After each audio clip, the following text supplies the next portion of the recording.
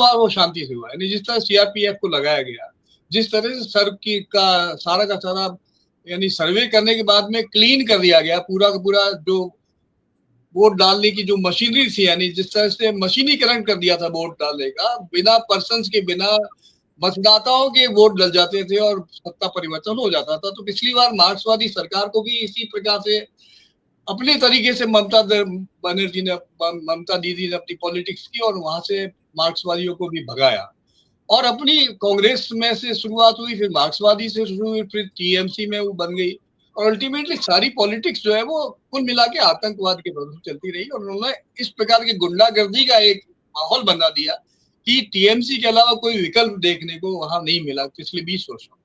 अब ये पहली बार ये सफाया हुआ है और इसकी पूरी संभावना है कि भाजपा को या उससे मिली जुली पार्टीज को मिलकर के संभावना बनती है कि मैं ये तो नहीं कहता कि मैं ये कहता पूर्ण बहुमत में आएगी या नहीं आएगी, अलग बात, बहुमत मिलेगा। और चूंकि 95% मतदान के पहले दौर में मतदान हुआ है, दूसरे दौर में भी उतना ही 93 से के आसपास मतदान हुआ है, तो ये जो मतदान हुआ है ये टोटल मातृशक्ति और यूथ ने मिलकर दिया है। इसके अलावा मैं साफ तौर पर कह रहा हूँ कि मुस्लिम मतदाताओं ने भी खुल करके समर्थन किया है। मैंने इस पूरे कैंपेन को देखा है, इसके पूरे कैंपेन की पूरी प्रक्रिया को देखा है, पॉलिटिकल संगठनों के यात्राओं को देखा है, कैंपेन के झंडों को देखा है, नारों को देखा है। किसी प्रकार की कोई अनरेस्ट मुझे नजर नहीं आया और पूरा शांतिपूर्वक तरीके से जो मतदान हुआ है, 93% 95% जो मतदान हुआ है, और उससे पॉजिटिव ये पिक्चर बनती है कि कहीं किसी प्रकार का भी दूसरी पार्टी के, यानी भाजपा के अलावा दूसरी पार्टी का लगभग सुपड़ा साफ हो चुका है। और संभावना ये है कि भाजपा पूर्ण बहुमत से सरकार में।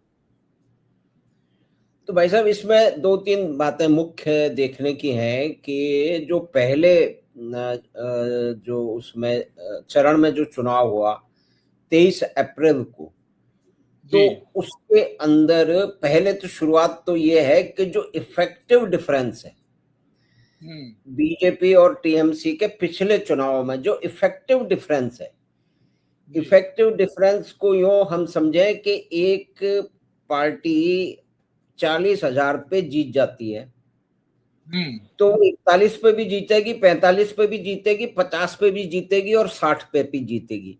तो यानी कि ये जो 20,000 जो वोट उनके पास आए हैं, उससे उन्होंने चुनाव के परिणाम में कोई अंतर नहीं डाला है।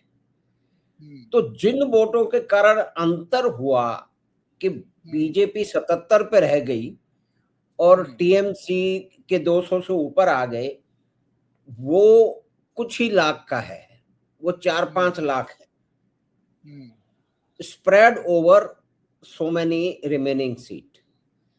यानी कि अगर हम ये बात करें कि 110 इनके पास 77 हैं और अगर उस 77 हैं तो 80 आ जाते, तो 80 अगर सीट और आ जाती तो ये इन 155 हो जाती तो ये जीत जाते।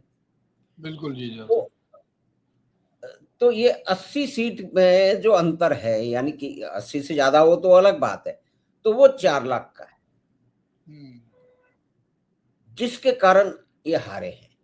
अभी परिस्थिति क्या है एसआईआर के बाद में? मतलब मैं एक आपसे भी प्रश्न और करना चाह रहा हूं, आप अपना, कि ये जो हमारे बुद्धिजीवी हैं, इनको दिख नहीं रहा है कि कितनी हिंसा हो रही है और किस तरह से चोट्टापनी से, प्रॉक्सी वोटिंग से, हेरा फेरी से चुनाव जीते जा रहे हैं और वो चुप बैठे हैं।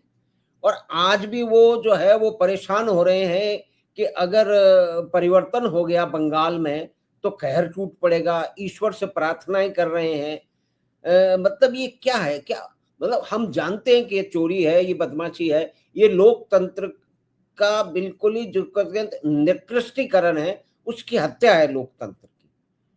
और इनके नेता पहले धमकी दे रहे थे कि हम वोट नहीं देंगे, अगर आप किसी और को हमको वोट नहीं दोगे तो हमको मार डालेंगे, उनको भगा दिया।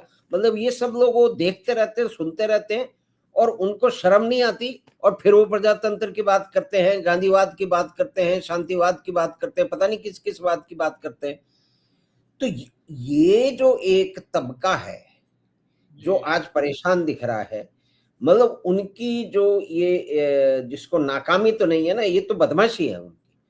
उनको मालूम है कि प्रजातंत्र को बुरी तरह से नष्ट कर दिया गया बंगाल में पिछले 50 साल से।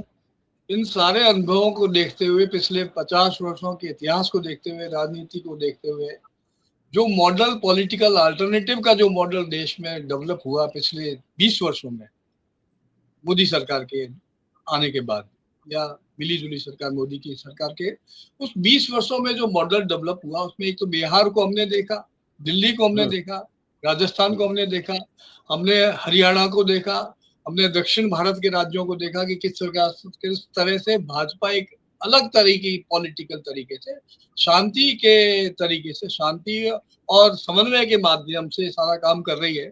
उसी का एक एक्सटेंडेड पार्ट हमने यहाँ बंगाल में भी देखा।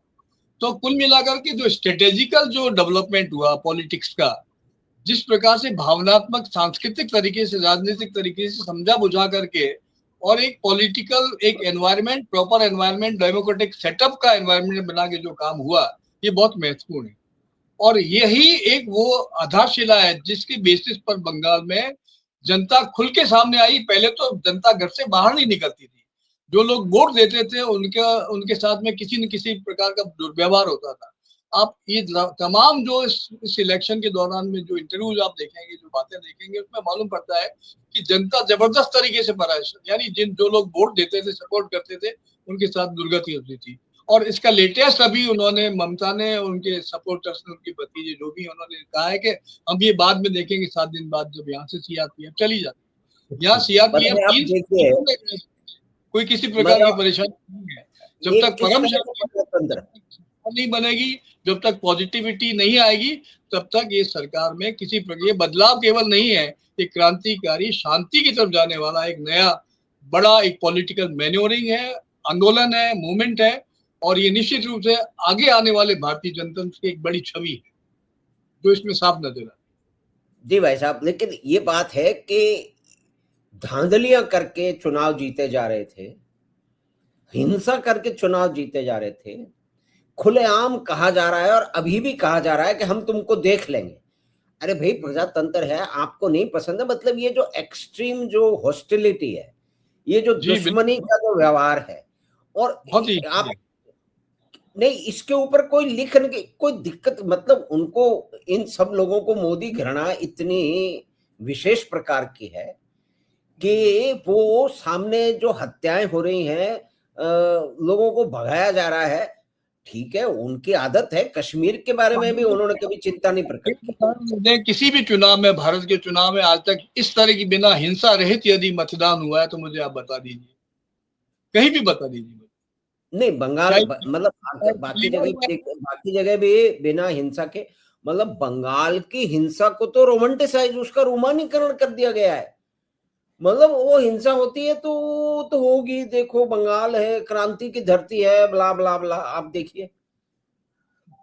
और अभी भी कहा जा रहा है कि सेना की वजह से, सेना ने आतंक फैलाया, सेना ने तो गुंडागर्दी, मतलब ये सेना तो नहीं है, मतलब सशस्त्र बल है, सेंट्रल फोर्सेज हैं, तो उन्होंने बदमाशी और घालमेल, एक तो क्या है कि सारे गुंडे बदमाशों को अंदर जेल में डाल दिया, जितने भी नोन, जिनके खिलाफ जो भी बैड कैरेक्टर थे, जिनके नाम आ चुके थे, जिनके बारे में पुलिस को ध्यान था, उन सबको अंदर डाल दिया। UP model has been accepted here. Modi कहा या शाह कहा या योगी का जो मॉडल बनाया है, वो सिंघम को लाए है, जो आईपीएस ऑफिसर है, उसने सबसे काउंटर किया एंड पॉलिटिकल अपनी तरीके से मैन्योरिंग किया, उन्होंने अपने संगठित तरीके से काम किया।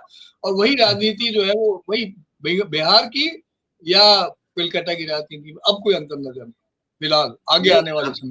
आप ये देखिए ना, इसमें कुछ संयोग ऐसा हुआ कि जो वो अजय पाल शर्मा गए वो जहांगीर के इलाके में, वो सबसे ज्यादा डिस्टर्ब्ड और गुंडागर्दी का इलाका है, और ये इनका बहुत ही माना हुआ छठा हुआ बदमाश है, जिसको 10 पुलिस वाले उसकी रक्षा कर रहे हैं।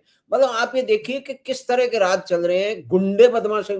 जैसे पहले समाजवादी पार्टी यूपी में अतीक और मुख्तार के लिए सरकारें चलाया करती है, तो वैसे ये चला रही।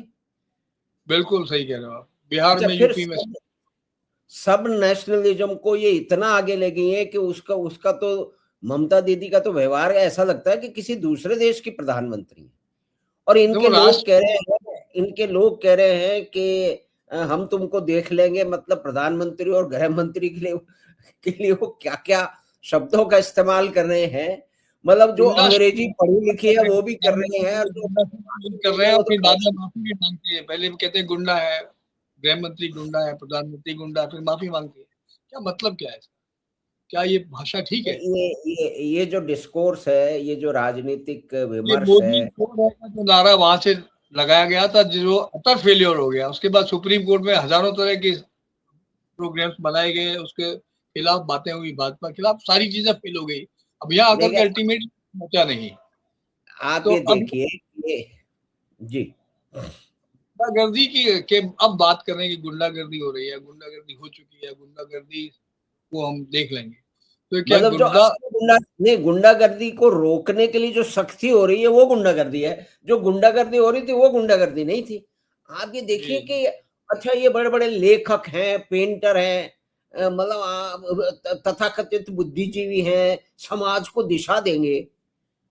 क्या समाज को दिशा दे रहे हैं? मतलब जो उत्पात हो रहे हैं, हत्याएं हो रही हैं, उनको जस्टिफाई कर रहे हैं, और उस बदमाशी पे, उस आतंक पे अगर जो है वो सेंट्रल फोर्सेज उसको कंट्रोल कर रही है, तो उसको बता रहे हैं ये गलत है। इलेक्शन कमीशन ने इतना बढ़िया इंतजाम क्यों कर दिया, इससे उनको दिक्कत है। क्यों? क्योंकि उनकी एक व्यक्ति, हम खुले रूप से कहें तो प्रधानमंत्री मोदी के लिए उनकी घृणा इस स्तर तक पहुंच चुकी है कि वो सच को सच मानने के लिए तैयार नहीं है, झूठ को फैलाने के लिए हमेशा तैयार है। तो आगे क्या रहेगा भाई साहब इसका फिर? आगे तो हम यही सोचते हैं कि शांति होगी। कश्मीर से कन्याकुमारी तक, अटक से कटक तक हम लोग शांति के लिए आह्वान करेंगे, शांति यज्ञ करेंगे, और धीरे धीरे ऐसी स्थिति में हम आ जाएंगे कि अब ये जो ग्लोबल वारफेयर है, जो अंतरराष्ट्रीय स्तर पर जो लड़ाई लड़ी जा रही है, उसको स्थानीय लेवल पर जब लाया जा रहा है, तो उसमें से सॉल्यूशंस निकलेंगे।